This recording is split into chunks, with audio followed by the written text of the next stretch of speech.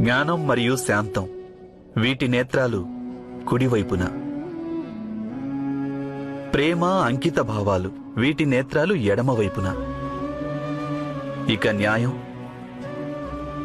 న్యాయం మధ్యలో స్థిరంగా ఉంది.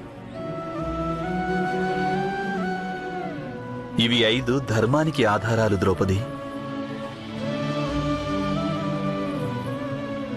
వీటిని నేనేం చేసుకోవాలి గోవిందా?